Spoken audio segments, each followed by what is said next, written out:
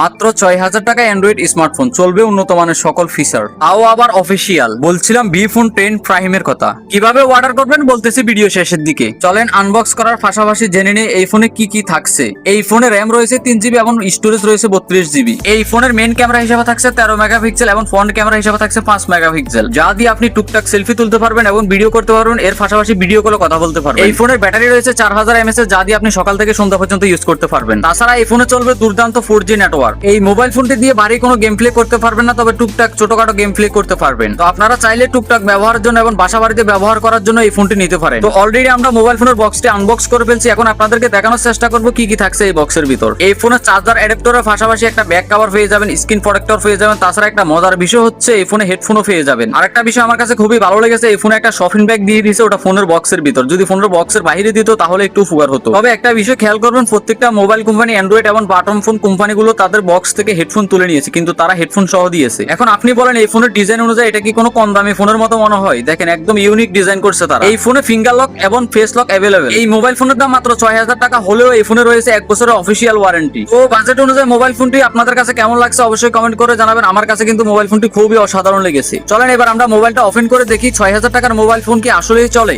চলেন এবার জেনে নিই আপনি মোবাইল ফোনটা হাতে কিভাবে পাবেন। আপনারা আমাদের দোকানে এসে নিতে পারেন। আমাদের দোকানের লোকেশন হচ্ছে নোয়াখালীতে। তবে আপনারা যদি কেউ অনলাইনে নিতে চান তাহলে আমাদেরকে মিনিমাম 500 টাকা অ্যাডভান্স করে তারপর অর্ডার করতে হবে। আমাদের অ্যাডভান্স টাকা নেওয়ার কোনো ইচ্ছাই ছিল না। তবে আমরা যখন পার্সেল গুলো কাস্টমারদের জন্য রেডি করে পাঠাই, কাস্টমার আমাদের পার্সেল গুলো অনেক সময় রিসিভ করে না, কল রিসিভ করে না, এজন্য আমাদেরকে নিজের পকেট থেকে ডেলিভারি খরচগুলো দিতে হয়। তবে সবচাইতে বেশি ভালো হয় দোকানে এসে দেখে শুনে মোবাইলটা নিলে। আর আপনারা যদি আমার নিয়মগুলো মানতে পারেন তাহলে অনলাইনেও চাইলে নিতে পারবেন। অযথা কেউ হোয়াটসঅ্যাপে SMS করে বিরক্ত করবেন না। আরেকটা বিষয় আপনাদেরকে জানিয়ে দিয়ে, এই ফোনের কিন্তু অফিসিয়াল কাস্টমার কেয়ার পেয়ে যাবেন ঢাকাতে, এছাড়াও অন্যান্য জেলাতে এখন পর্যন্ত অ্যাভেলেবল হয়নি। তো ধন্যবাদ সবাই, ভালো থাকবেন, সুস্থ থাকবেন, দেখা হবে পরবর্তী কোনো ভিডিওতে।